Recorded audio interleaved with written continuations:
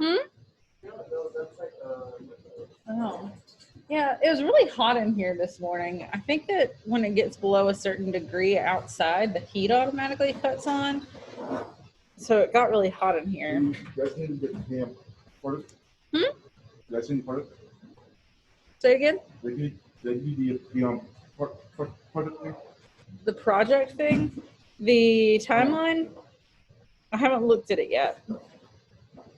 I can see if you've turned it in. English 4.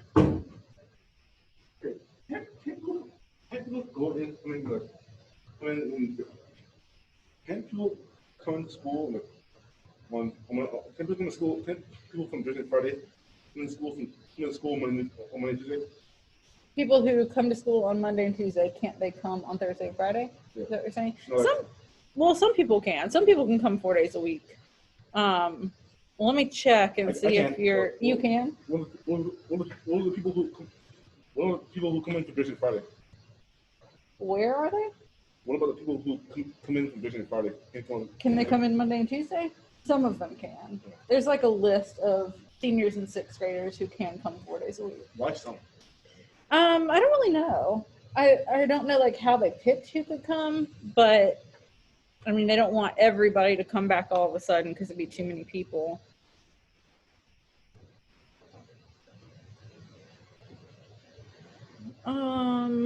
Let's see. Did you turn in the timeline? Yes, Troy, you are the first to turn in the timeline. Look at you.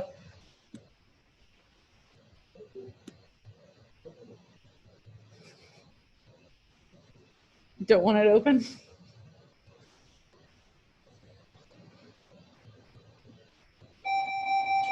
It's just too hot in here otherwise.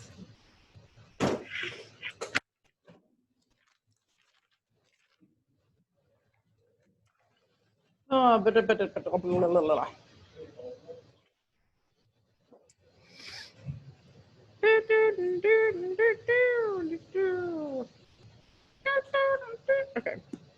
Let me get these folks in here.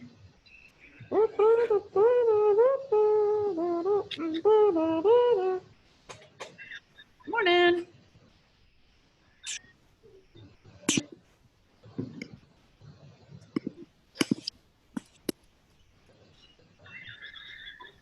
Ian's here. Corey's here.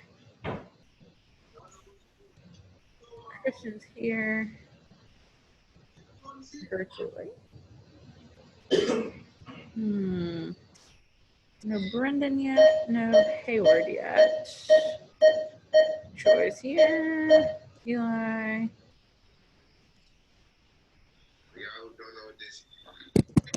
you a kid of the 2000s? Well, react to this and tell me if this unlocks a memory for you. Everything's so clear. I can see.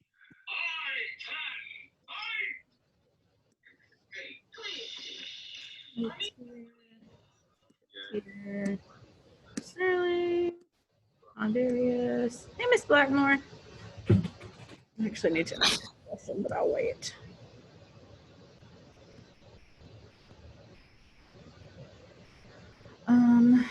We're just missing Hayward and Andarius, which we'll give them just a minute here.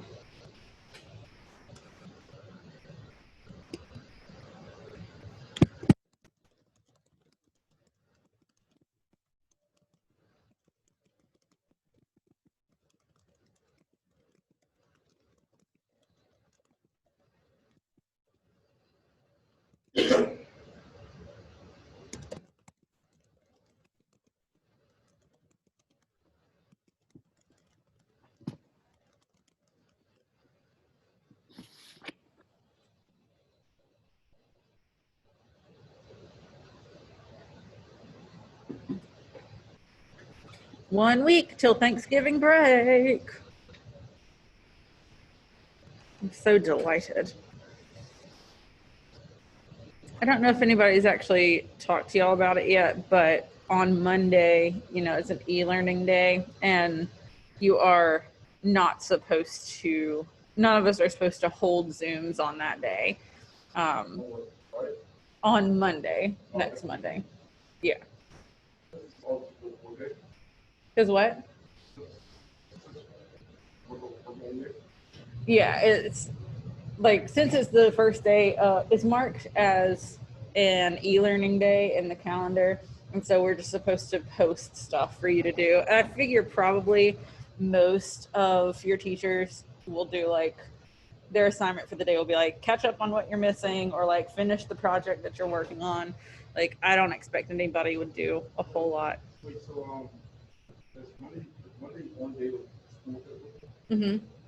That was great. Mm-hmm. Christian, what kind of pie?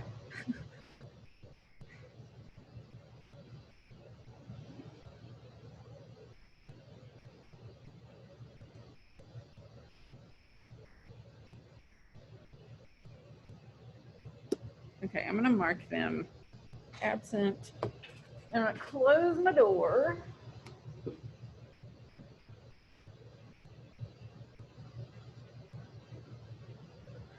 I really don't close the windows, but it's kind of loud out there.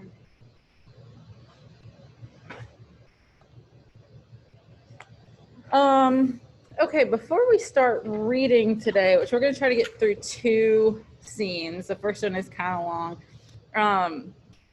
I was starting to put in some grades for you guys, and a couple of you are starting out not so great because you haven't turned in things. Okay.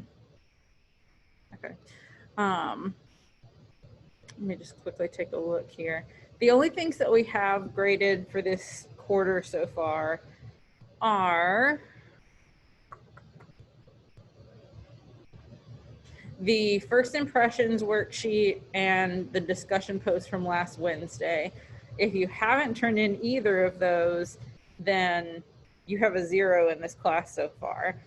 The timeline is due tonight, and we'll probably have a little bit of time to work on it in class today, but you have until Thursday to get this stuff turned in for 50% of the grade. I would recommend that you do. Better to get a 50% than no percent. Oh my God, this is so weird seeing like Christian and Andarius in the same thing. Like, I don't know who I'm looking at. I'm gonna close the window, or at least one of them, because it's loud. It's a little better.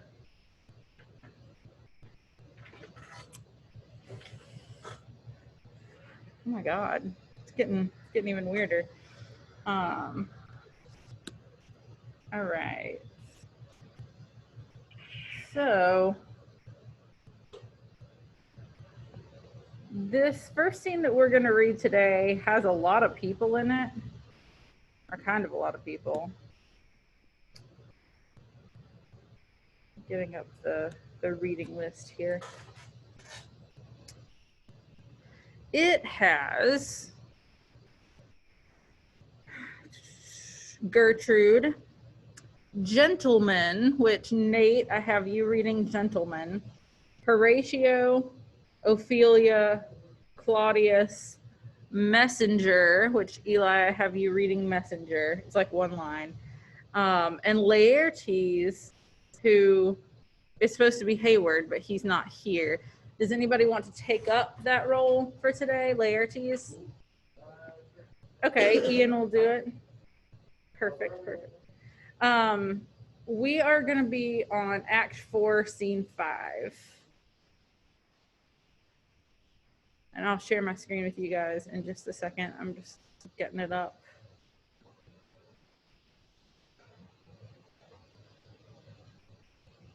Corey Cameron.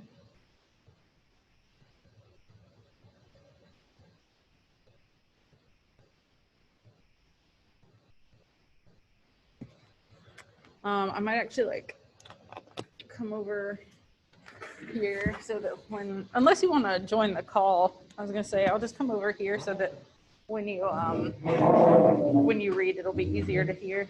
Oh boy, that light is like right in my face though. Yep. Gotcha. Boy, that light is directly in my freaking face, though. Ooh. Okay, I'm gonna share my screen. Oh my god, it's literally blinding me. I cannot see. Okay, better. All right. Also, let me get my notebook.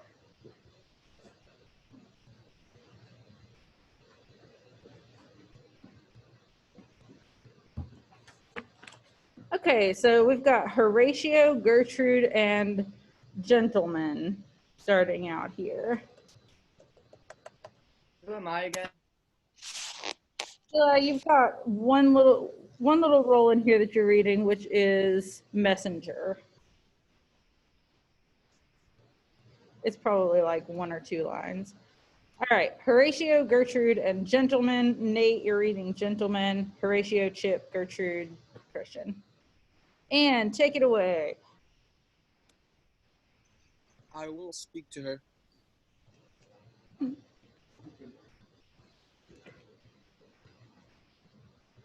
She insists on the fact she's crazed. You can't help feeling sorry for her. What does she want? He'll come in a minute. She talks about her father a lot and says she hears there are conspiracies around the world and coughs and beats her breast and gets angry over tiny matters and talks nonsense. Her words don't mean anything, but her blabbling causes her listeners to draw conclusions. They hear what they want to hear. Her winks and nods and gestures do suggest that she means to convey a message and not a happy one.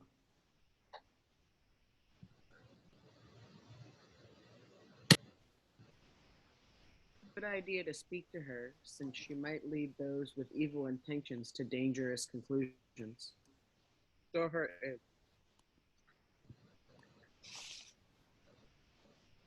And yeah, go ahead. To my sixth soul, since sin is always a sickness, every detail looks like a omen of disaster to come.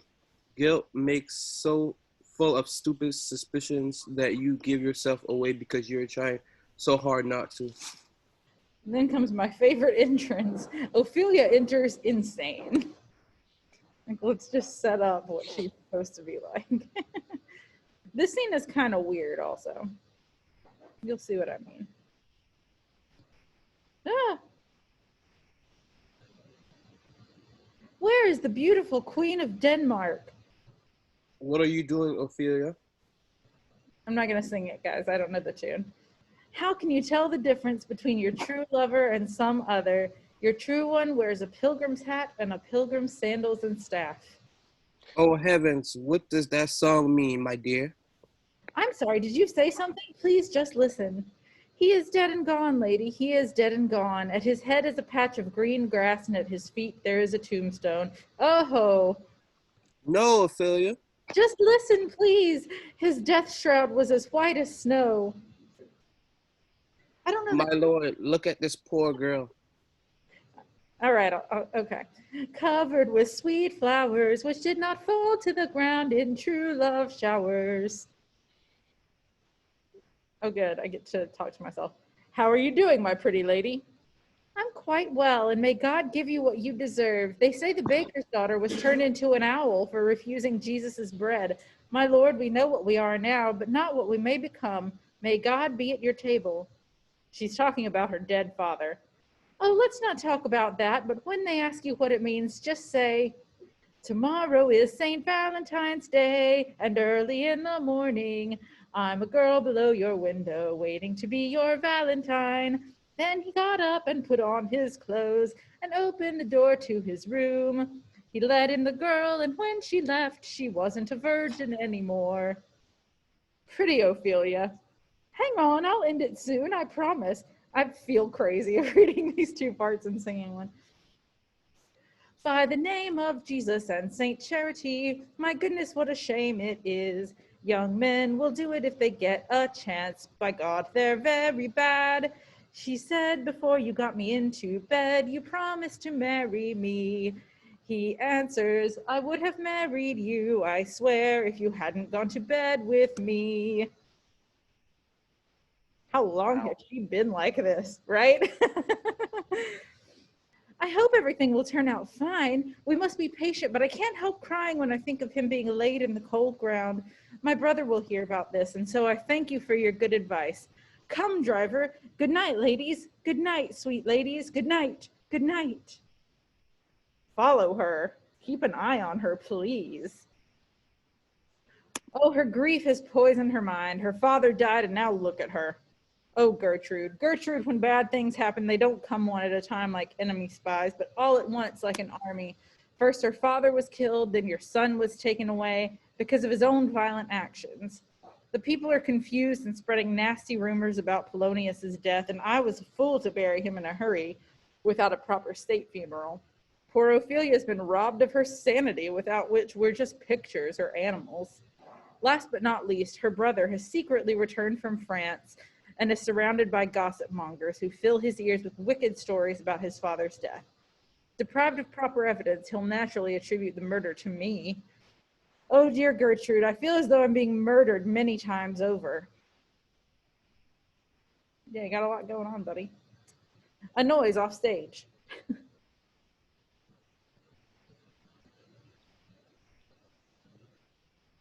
Oh no, what's that noise? Listen, where are my bodyguards? Let them guard the door. A messenger enters. What is it?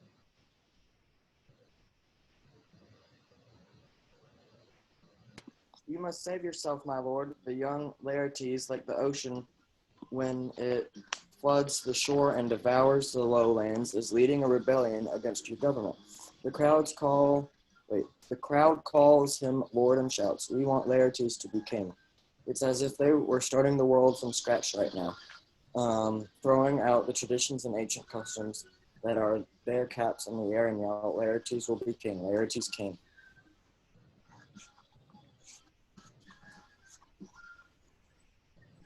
Christian.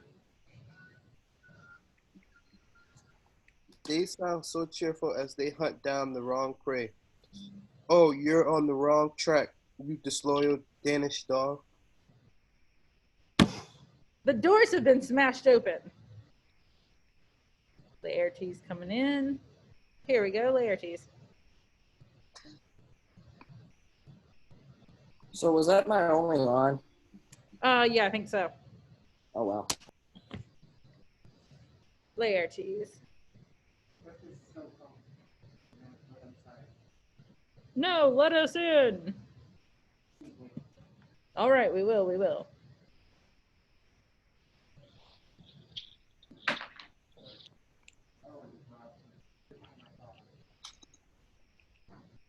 Can you guys hear Ian? Not very well. Yeah, No. just say it loudly. Gertrude, we're at your line. Calm down, later.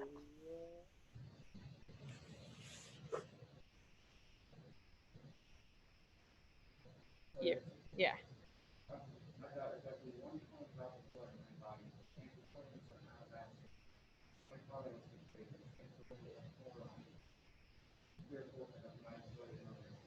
Laertes, what makes you so rebellious? Let him go, Gertrude. Don't worry about my getting hurt. God protects the king, so traitors can't hurt him. Interesting. Tell me, Laertes, why you're so angry. Gertrude, let him go. Tell me, man. He's dead. But the king didn't kill him. Let him ask what he wants to ask.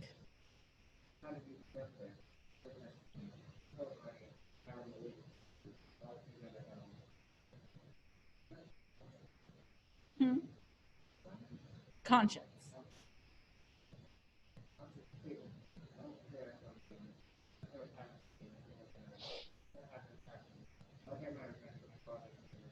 Who's stopping you?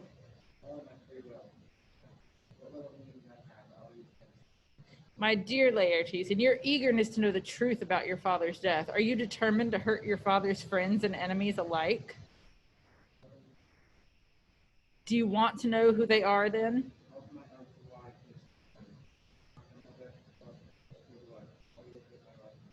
Why, now you're talking like a good son and a true gentleman. I'll prove to you as clear as daylight that I'm innocent of your father's death and am struck with grief over it. A voice off stage, let her in! And that's still you.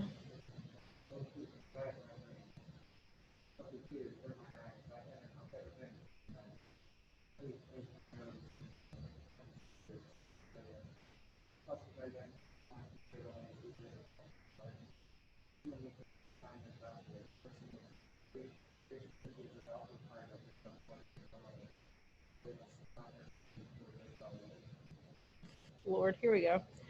They carried him uncovered in the coffin. Hey, nonny, nonny, hey, nonny. And tears poured down into his grave.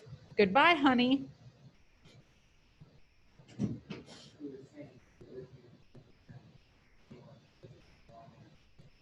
You're supposed to sing a down, and you call him a downa.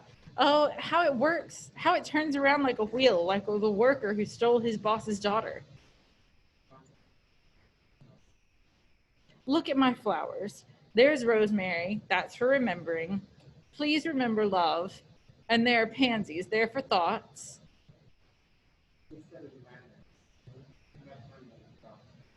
Before I continue this, I just kind of want to like recap for a second. She's gone nuts all of a sudden, and Laertes has come back, and he sees her and like automatically, of course, assumes that her father's death is what's kind of driven her to madness, and that, I mean, it definitely contributed to it.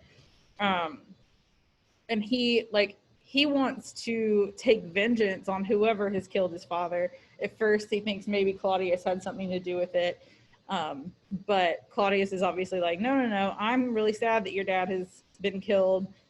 You should take vengeance on whoever killed him. And this is one way we can kind of see Laertes as being a foil for Hamlet, because Hamlet also wants to get revenge on whoever killed his father, but he sits there and thinks about it and talks about it and hasn't really acted up until this point. But Laertes just comes right in and is like, I'm gonna kill everybody and just like is immediately sprung into action. And once he sees Ophelia and she's so crazy at this point, he's like, oh boy, like, since it has driven her so crazy, that convinces me to take revenge even more than if she could be logical and like talk this out with me.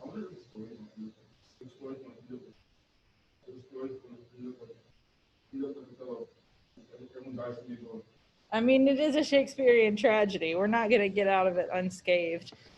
But this next, like when she starts handing out her flowers, and like I haven't read this longer line yet, but there's a lot of symbolism in it. And like we don't really talk about like what flowers mean anymore, like which flowers represent what, but like that was definitely a big thing back then. And each one that she hands out is like kind of a message to the person she's giving it to. And you'll see that in this next line. Here are fennel and columbines for you, to Gertrude. They symbolize adultery. And here's rue for you. It symbolizes repentance. We can call it the merciful Sunday flower. You should wear it for a different reason. And here's a daisy for unhappy love. I'd give you some violets, flowers of faithfulness, but they all dried up when my father died. They say he looked good when he died, for good sweet Robin is all my joy.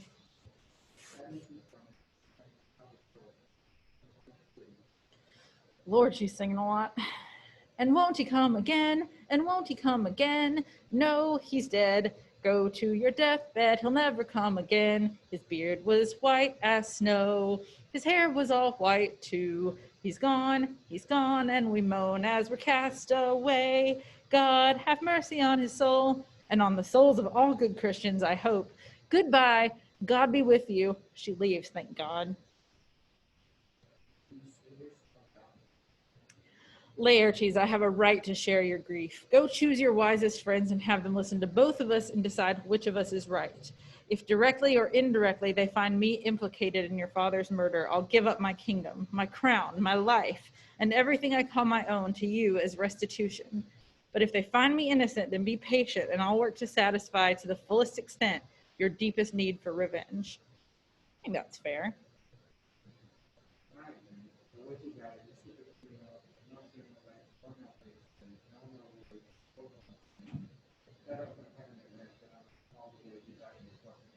And you're right to do so. May the guilty party be punished by death.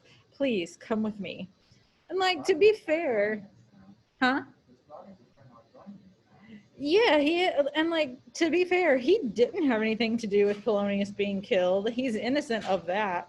Now, he wouldn't have been killed if Hamlet hadn't thought it was him. Like, Polonius kind of died in place of Claudius, but there's only so much that he can really take responsibility for this. Okay, so this next scene is Horatio, servant and sailor, which Eli, I have you reading servant. Again, it's probably like 1 or 2 lines. Troy, I have you reading sailor. And you're logged in, right? You're on the Zoom call. All right. Horatio.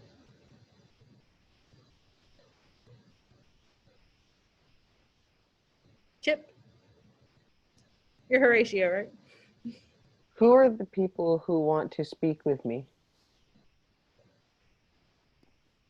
Sailors, sir. They say that they have letters for you. Show them in. Is this still me? That's Horatio. I don't know who else would send me a letter from abroad except Hamlet.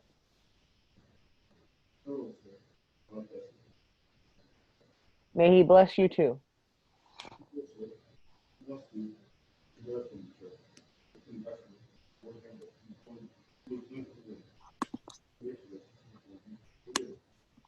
I think you're muted, Troy.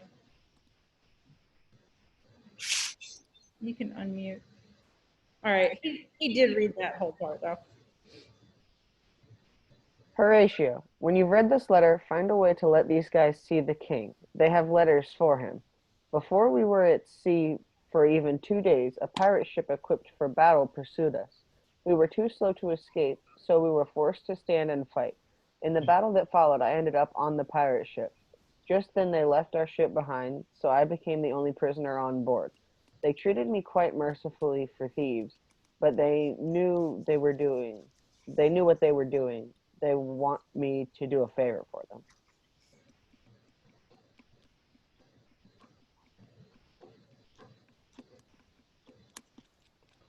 Give the king the letters I've sent, and come to me as fast as you would run from death. I've got things to tell you that will make you speechless, and they aren't even half the story. These guys will take you to me. Rosencrantz and Guildenstern are on their way to England. I have a lot to tell you about them. Goodbye. Your trusted friend, Hamlet. Come, men. I'll show you where to deliver these letters as quickly as possible so that you can take me to the man who sent them. All right, so Horatio's on his way to meet Hamlet, and they kind of determine that Rosencrantz and Guildenstern are not to be trusted. Also, there's this random pirate attack. They really don't even talk about it, but just randomly he gets imprisoned by pirates. But it's all fine. Okay, let's see. We have, which one do we have? I think that was all I intended to read today, but we might be able to get through the next one.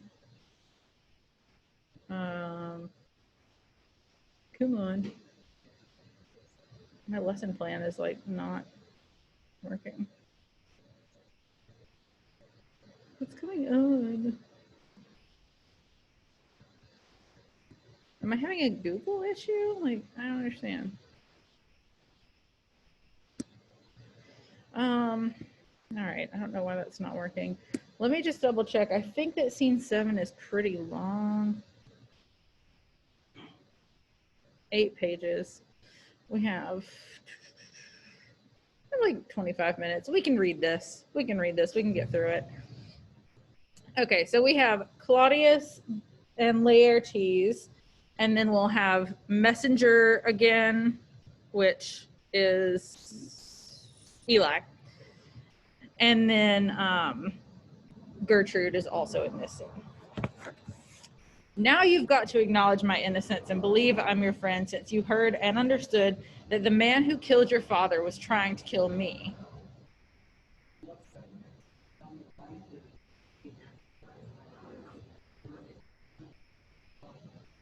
Oh, for two reasons which may seem weak to you, but strong to me. The queen, his mother, is devoted to him. And for better or worse, whichever it is, she's such a part of my life and soul that I can't live apart from her any more than a planet can leave its orbit. The other reason why I couldn't prosecute and arrest Hamlet is that the public loves him. In their affection, they overlook all his faults. Like magic, they convert them into virtues. So whatever I said against him would end up hurting me, not him. That's interesting.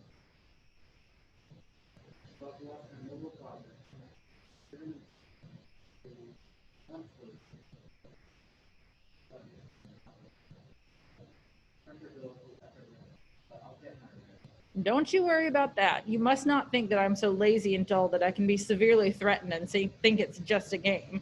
You'll hear more about my plans soon enough. I loved your father, and I love myself, which should be enough to... What is it? What's the news? Letters, my lord, from Hamlet. This one's for your highness. This one for the queen. From Hamlet? Who delivered them? Sailors, my lord, or so they say. I didn't see from them. Claudio gave them to me, and he got them from the ones who delivered them. Laertes, I want you to hear what they say. Leave us alone now. High and mighty one, you know I've been set down naked, you might say, in your kingdom. Tomorrow I'll beg permission to look into your kingly eyes, at which point I'll tell you the story, after first apologizing, of how I came back to Denmark so strangely and suddenly. Hamlet. What does this mean? Has everyone else come back too, or is it all a lie and no one has yet returned? It's Hamlet's writing. Naked, he says. And in a PS, he adds alone. Can you help me out with this?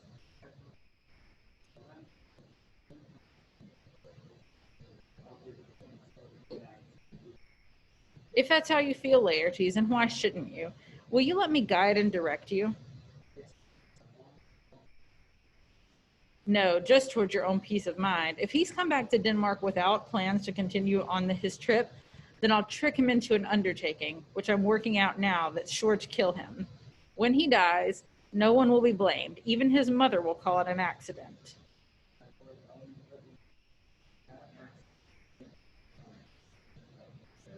All right, so like before we continue, Claudius had planned to send Hamlet off and, kind of get Rosencrantz and Guildenstern to spy on him. But to this point, he hasn't really thought, I'll kill him, even though he knows that Hamlet hates him. But now, since he's coming back all of a sudden to Denmark, Claudius is kind of plotting with Laertes. Laertes has good reason to want Hamlet dead. He killed his dad. He helped contribute to making his sister insane.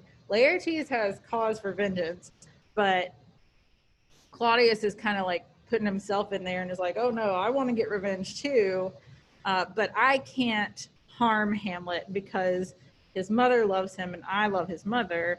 And also the people really love Hamlet to the point that even his flaws, they kind of see them as positive attributes. What? Yeah, he can't harm him. Claudius can't harm him because then everybody will be mad at Claudius and call him a murderer and everything. And he's the king. He can't afford that. But now he's plotting to kill him in a way that looks like an accident so that he won't be able to be blamed. Pretty clever. Claudius is a pretty clever villain. That'll be fine. Since you left, people have been talking about, and within earshot of Hamlet, a certain quality of yours in which they say you shine. All your talents and gifts didn't arouse as much envy from him as this one quality did, though to me, it's far from your best attribute. A trivial little ribbon on the cap of youth, yet an important one too, since casual clothes suit young people as much as serious business suits and overcoats suit the middle-aged. 2 months ago, I met a gentleman from Normandy. I've fought against the French and have seen how well they ride, but this man was a magician on horseback. It was as if he were part of the horse, so skillful that even having seen him, I can hardly conceive of the tricks he did. Yes, from Normandy. Yes, that's the one.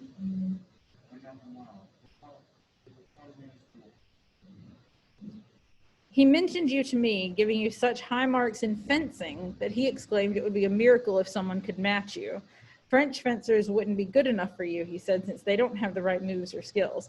Hamlet was so jealous when he heard Laymon's report that he talked about nothing else but having you come over and play against him. Now, the point is, Laertes, did you love your father? Or is your grief just an illusion, a mere painting of sorrow? Not that I suspect you didn't love your father, but I've seen it happen that as the days go by, time dampens the flame of love. The fire of love always burns itself out and nothing stays the way it began. Even a good thing can grow too big and die from its own excess. We should do what we intend to do right when we intend it, since our intentions are subject to as many weakenings and delays as there are words in the dictionary and accidents in life. And then all our woulds and shoulds are nothing but hot air. But back to my point. Hamlet's coming back. What proof will you offer in action, not just words, that you're your father's son?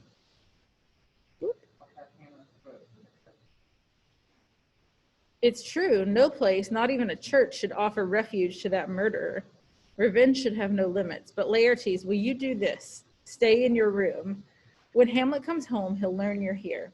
I'll have people praise your excellence and put a double coat on the fame the Frenchman gave you. In short, we'll get you together and place bets on you. Hamlet's so careless, high-minded, and unsuspected that he won't examine the swords beforehand, so you can easily choose one with a sharpened point and in one thrust avenge the death of your father.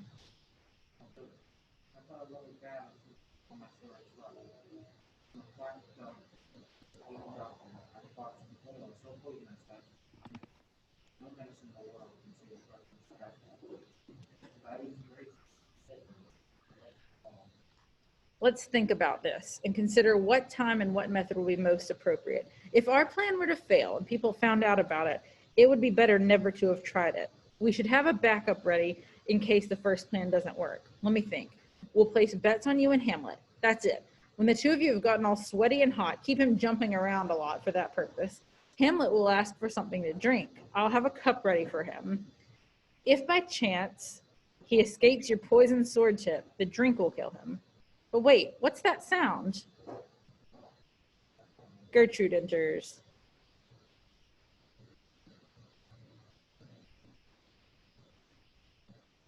Gertrude.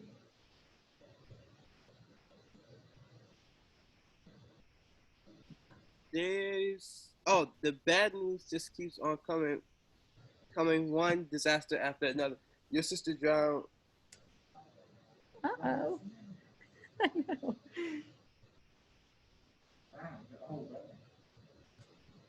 There's a willow that leans over the brook, dangling its white leaves over the glassy water. Ophelia made wild wreaths out of those leaves, branding in crow flowers, thistles, daisies, and the orchises.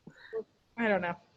That Virga shepherds have been up since, named for but which pure-minded girls call dead man fingers, climbing into the tree to hang the wreath of weeds on the hanging branches. She and her flowers fell into the hanging branches. Oh no. She and her flowers fell into the gurgling brook. Her clothes spread out wide in the water and buoyed her up for a while as she sang bits of old hymns, acting like someone who doesn't realize the danger she's in, or like someone completely accustomed to danger. But it was only a matter of time before her clothes, heavy with the water they absorbed, pulled poor thing out of her song down into the mud at the bottom of the brook. Very sad. So Ophelia is dead. She drowned. Like, I mean, essentially she did. She got pulled down. She didn't, like, did she kill herself or did she drown unintentionally? It's hard to say, but she didn't save herself, and she probably could have. But like, that's a very dramatic death scene, honestly, for something that we don't actually see on stage. We do see it in movie versions, but to be drowning with your clothes all like flowing out around you and like singing crazy bits of hymns as you're drowning until the water pulls you under. That's like very sad and terrifying, especially for this character who is like the one purely good character in this play. I mean, maybe Horatio is purely good too, but like Ophelia's so innocent. All she wanted was to like please her father, and she wanted Hamlet to love her. And she just really gets the short end of the stick in this play, unfortunately. Feel very bad for her. Laertes. Drown.